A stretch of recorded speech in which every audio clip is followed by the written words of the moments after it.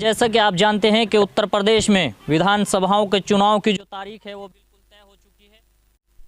मेरा नाम प्रदीप सिंह दाहिमा है। धन्यवाद पत्रकार साहब। हमें ये बहुत अच्छी बात लगती है आपकी कि आप कहीं भी जहाँ भी समाज में कोई भी परिदृश्य बदलाव होता है वहीं आप खड़े होकर जहाँ लगता है आपको सही के लिए काम करते हैं और जहाँ लगता है आपको ये गलत हो रहा है वहाँ उसके खिलाफ आवाज़ भी उठाते हैं। जी शुक्रिया आपका। जी, हम ये देख रहे हैं कि हमारे यहाँ कोई भी प्रत्याशी आज तक आया है, लेकिन जो काम भाजपा सरकार में हमारे क्षेत्र के अंदर हुए हैं वो पहले कभी नहीं हुए। पहले हम देखते थे कुछ चुनिंदा व्यक्तियों के काम हो जाते थे, लेकिन अब सबका साथ सबका विकास फलीभूत करने का काम ये सरकार कर रही है। इसलिए हमारा कैंडिडेट तो कमल का फूल है और हम कमल के फूल के लिए समर्पित हैं। उसी के लिए हम लोग चाहते हैं कि कमल का फूल इस बार फिर खिले और यही सरकार दोबारा से बने। तो प्रत्याशी कोई भी आ जाए, चाहे उससे कोई दिक्कत नहीं है, कोई भी आए, जो पार्टी भी तय करके भेज देगी। प्रत्याशी कोई भी हो, हमारा प्रत्याशी कमल का फूल है, क्योंकि इस पार्टी ने हर घर शौचालय, गरीबों के आवास योजना, चाहे वो हिंदू हो, मुस्लिम हो, किसी भी वर्ग, किसी भी जाति मत मजहब का हो, ये सब देख के काम नहीं किया है। इस पार्टी ने सबके लिए काम किया है। राशन, जब लॉकडाउन की घड़ी थी, हर गरीब को राशन महीने में 2-2 बार राशन दे करके हर घड़ी, कैसी भी घड़ी रही, उसका साथ। हमें पूरी उम्मीद है और हमसे जो लोग अपने जो हमारे नेतागण हैं कभी मिलते हैं, हम उनके सामने ये मुद्दा रखते भी हैं कि भाई हमारे यहाँ पुल की बड़ी समस्या है, और भी जो अपने गांव की, समाज की, आसपास की जो समस्या है हम उनके सामने रखते हैं और हमें विश्वास है कि वो हमारी इस समस्या का समाधान ज़रूर करेंगे। बाकी और क्षेत्र में भी काफ़ी काम हो रहा है, उसको भी हम नज़रअंदाज नहीं कर सकते। पुल भी बने, हमारी ये भी उनसे मांग है, और भी बहुत सारी समस्याएं जीवन के साथ बनी रहती हैं। हम चाहते हैं कि सभी का समाधान हमारी पार्टी करे। ठीक है, बहुत बहुत शुक्रिया जी। धर्मवीर भाई भी हमारे साथ हैं, उनसे भी बातचीत करते हैं। सबसे पहले आपका स्वागत है। धन्यवाद वाजिद भाई। मैं पकड़ रखूँगा, छोड़ दो। मैं भारतीय जनता पार्टी से जी मंडल सड़ोली करीम का अनुसूचित मोर्चे से मंडल अध्यक्ष के पद पर हूँ। जी जी।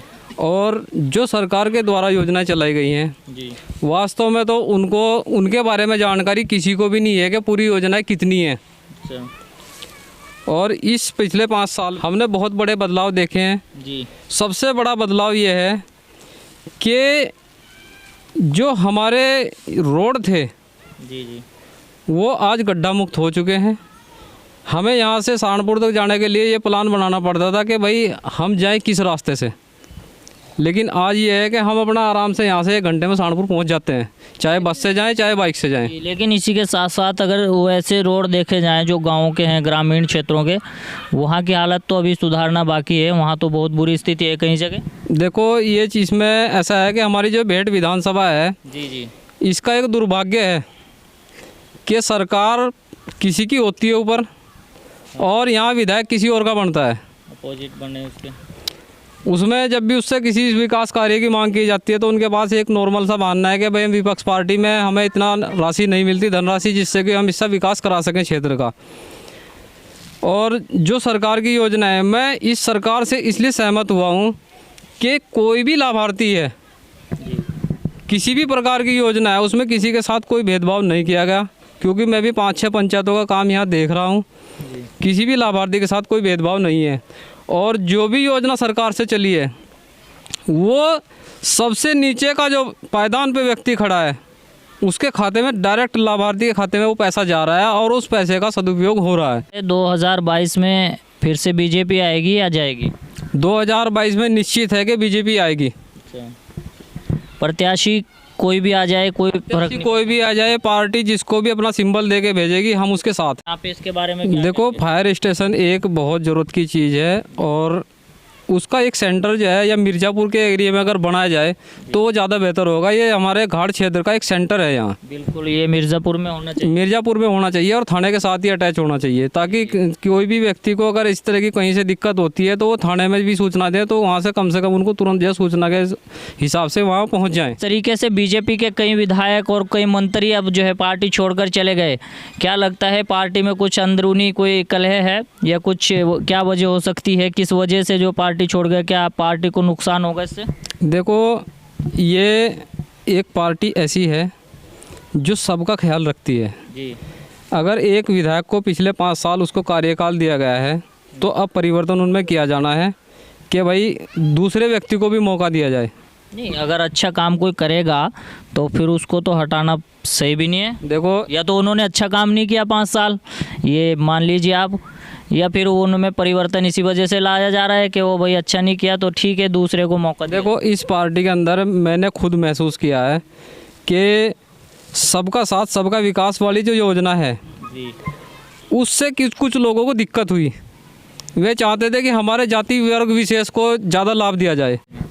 देखिए, 2022 में हम तो भारतीय जनता पार्टी की सरकार चाहते हैं, जी जी, क्योंकि पिछले 5 सालों में भारतीय जनता पार्टी ने सबका साथ सबका विकास की नीति को ध्यान में रखते हुए क्षेत्र का विकास किया है।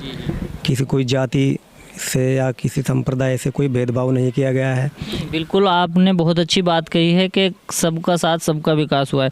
लेकिन कुछ नेता ऐसे हैं, भारतीय जनता पार्टी में भी हैं और दूसरी अन्य पार्टियों में भी हैं, आप भी जानते होंगे, नाम क्या लिया जाए उनका, कि वो सिर्फ और सिर्फ जो है ध्रुवीकरण की बात करते हैं, हिंदू मुस्लिम की बात करते हैं, इसके अलावा कोई बात नहीं करते। क्या ये सही है? देखिए, ध्रुवीकरण की राजनीति जो करते हैं ऐसा नहीं होना चाहिए। और बिल्कुल यही हम कहना चाहते हैं कि में सभी व्यक्ति रहते हैं, हिंदू हो, मुस्लिम हो, सिख हो, ईसाई हो, सभी को जो है मिलकर रहना चाहिए। यदि कोई इस तरह की बात करता है वो गलत है, हम उसके पक्ष में नहीं है।